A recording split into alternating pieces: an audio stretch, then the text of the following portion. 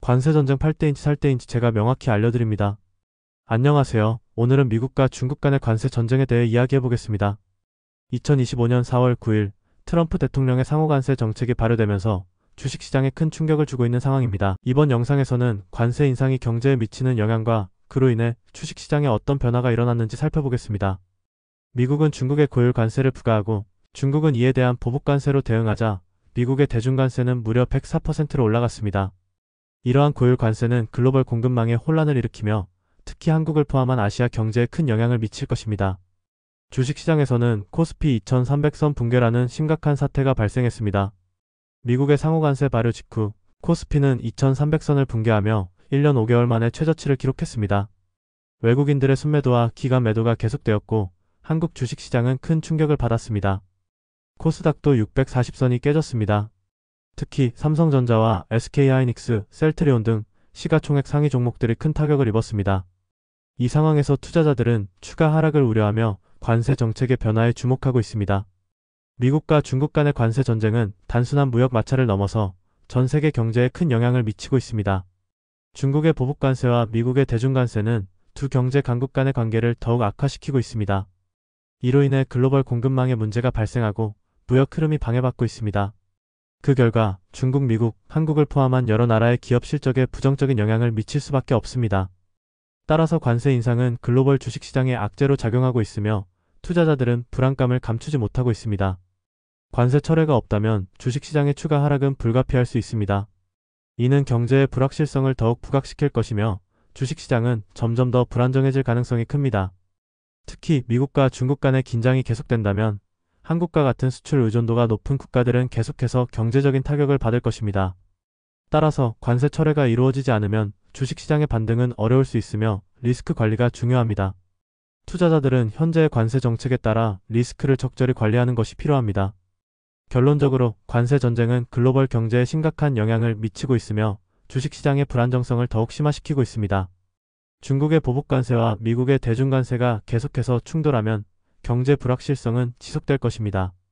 이러한 상황에서 투자자들은 리스크 관리를 철저히 하며 시장의 흐름을 면밀히 분석해야 할 시점입니다. 그러면 일반 투자자들은 어떤 포지션을 취해야 할까요? 관세 정책 시행 전에 이미 선반영된 걸까요? 아니면 추가적으로 하락할까요? 팔아야 할까요? 사야 할까요?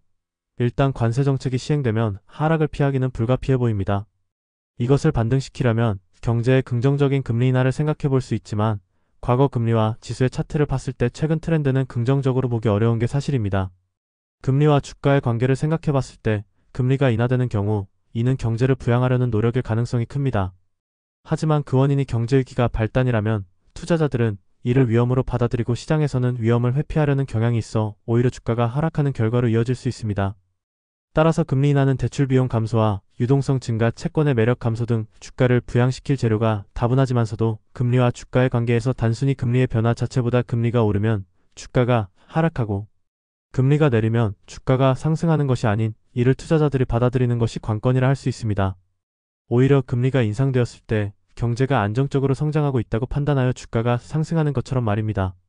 그래서 관세 정책으로 인해 현재 손실 중이지만 연말에 있을 금리 인하 때 주가 상승을 기대하며 버티는 건 위험할 수 있습니다.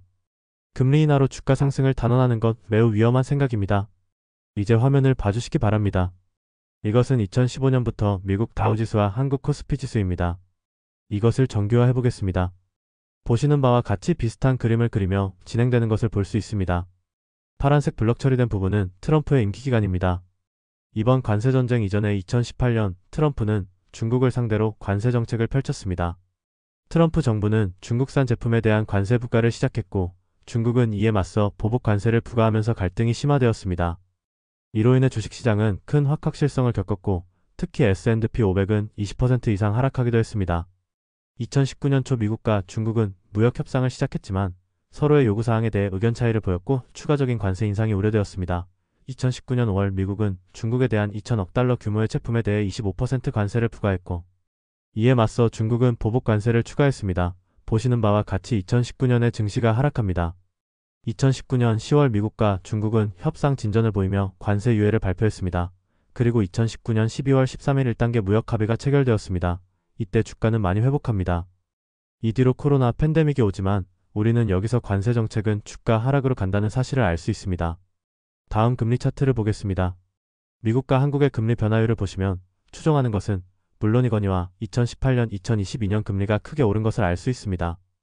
이제 둘을 나란히 놓고 보겠습니다. 금리와 지수 차트를 나란히 놓고 보면 보이시나요? 제가 말씀드린 것처럼 금리 인하는 주가 상승으로 이어지지 않았습니다. 반대로 시장은 금리 인상이 투자자들이 긍정적인 경제 전망을 바탕으로 주식시장에 더 많은 관심을 기울이게 되었던 걸 알 수 있습니다. 이상입니다.